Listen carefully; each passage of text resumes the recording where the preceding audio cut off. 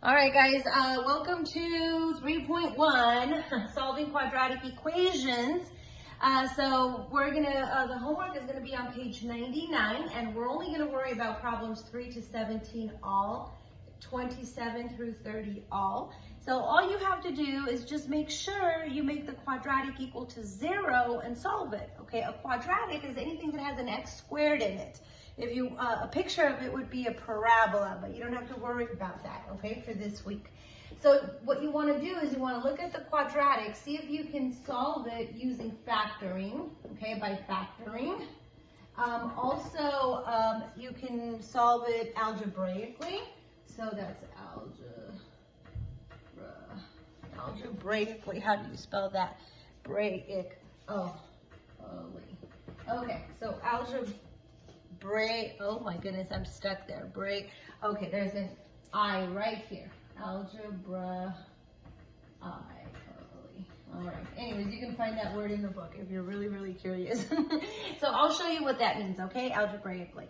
All right, so let's look at a few examples of the homework. We're gonna look at number 7, okay? So number 7 reads 8x equals,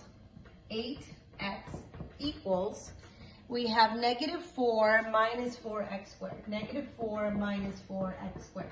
All right, most importantly, you want to make sure you write this quadratic in standard form, meaning you want the x squared term first, and then the x term, and then the number equal to 0, okay? So I'm not going to get into the math because if you're taking this class, you've already passed Algebra 1 and you already know how to solve equations and you already know how to put equations in standard form, okay? So we're not gonna waste our time with that.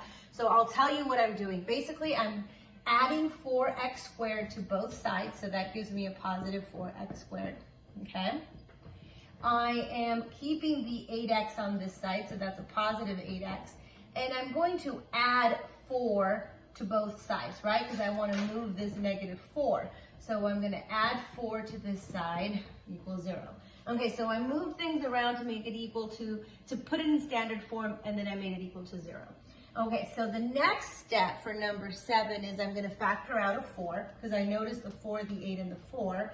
So that leaves me with an x squared plus 2x plus 1 equals 0, correct? And then I'm going to cross my fingers and hope that I can factor, okay, leading coefficient of 1, easy peasy, right? The x method. I'm looking for factors of 1 that add up to 2, and that's 1 times 1 gives me 1, but 1 plus 1 gives me 2. So you leave the 4, and then your two factors are x plus 1. I know they're identical, so you're going to have repeated roots. So you have 1, 2, 3 factors, right? The first factor doesn't work because if you put 4 equals 0, nope, that never happens. That's not true. That's never true. And if x plus 1 equals 0, then the x is -1, okay? So you don't want to do it again. It's a repeated root, so all it is x equals -1. Now, just double check, get that -1 and plug it in using mental math. Okay, you can plug it in here. Make sure whatever you get is equal to 0.